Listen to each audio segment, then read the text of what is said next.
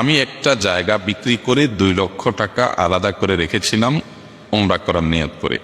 আলহামদুলিল্লাহ আমি 2022 সালে হজ করেছি। বর্তমানে আমি অবসর জীবনযাপন করছি।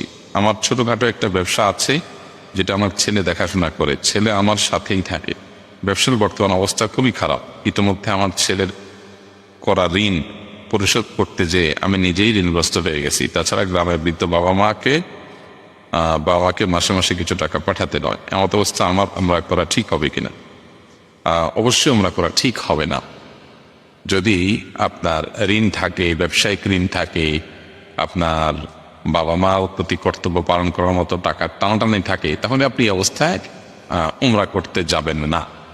আর যদি ব্যাপারটা এরকম হয় যে না, আপনি উমরা করলেও এই কাজগুলো আপনি ঠিকঠাক মতো চালাতে পারবেন, হয়তো একটু কষ্ট হবে, তাহলে আপনি করতে পারেন। এটা নির্ভর করবে আপনার অবস্থার উপর। আর আর্থিক ইবাদত এগুলোর মধ্যে আমরা প্রায়োরিটি অনেক সময় ঠিক করতে পারি না, কোনটা আগে করব।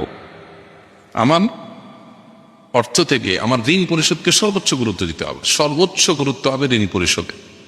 হ্যাঁ, যদি এমন হয় যে ঋণ পরিশোধ করার জন্য সময় নেওয়া আছে, কিস্তি নেওয়া আছে, আমি দিতে পারবো, টাকা আসার ব্যবস্থা আছে, জমি বিক্রি হবে, একটা প্রসেসের নিতে আছে, তাহলে সেক্ষেত্রে আপনি ঋণ করেও উমরা করতে পারেন, অথবা টাকা দিয়ে আপনি উমরা করতে পারেন।